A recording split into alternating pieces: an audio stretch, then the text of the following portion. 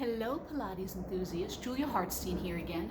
So let's go over the two other ways I tend to teach a assisted teaser and or a way of working on teasers to help you get into your full teaser on your mat work. And they aren't Pilates specific. It's not something I learned per se. It's just something I've kind of made up to teach clients depending on what I see on their body, because a lot of times what happens with the teaser, you either can roll through your spine pretty easy and can get up, but it's hard for you to hold your legs or lift your legs. And the exact opposite, there are people who have no problem holding their legs and lifting their legs, but to roll through their spine is the hard part. So this is just a way of breaking that down. I kind of showed you in the other video when you were doing your assisted teaser, you can either have your feet up on a block or you can have them anchored right underneath a strap. And you're going to lie down.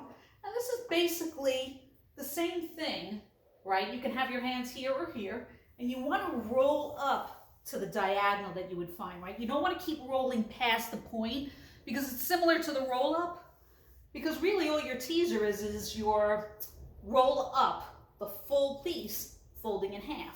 So you want to find where you roll up to this diagonal, right? Where you're lifting and keeping that diagonal and rolling down. This is the hard part, and for some people this will be very hard, right? Be even harder if you has a pussycat next to you who's starving. You can also use a block and squeeze it. That's another way to do it as well. It's kind of like using your magic circle, which eventually we'll get into the magic circle, but for right now, just use and squeeze the block. This is one way of doing it. The other way I like to teach and breakdown of the teaser, I shouldn't say assisted teaser, it's a breakdown that I make up for clients, right? No, move. Thank you.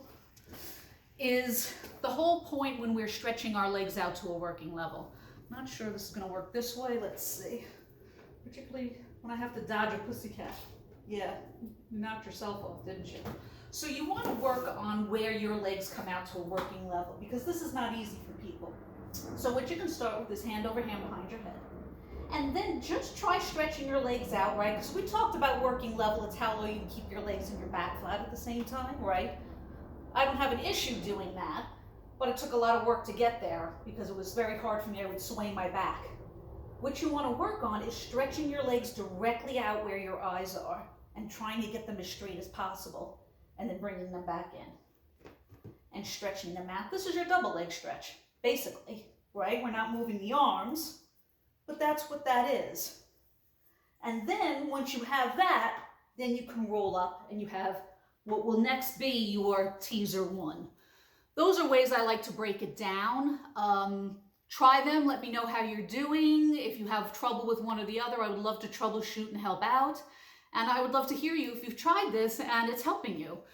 And until then, I will see you next week with some more Pilates stuff. Anthony is saying goodbye and good riddance because he's ready to eat, and sending you so much love. Blessings.